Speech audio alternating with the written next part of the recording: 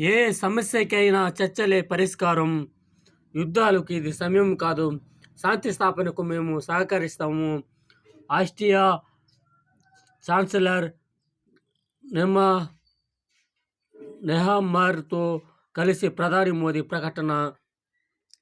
మోదీతో కార్లా Nehammer selfie. భారత్కు మాకు వ్యూహాత్మక భాగస్వామ్యమే. రష్యాతో బంధం ఆందోళనకరం. అమెరికా దౌత్య భవనం. చర్చలు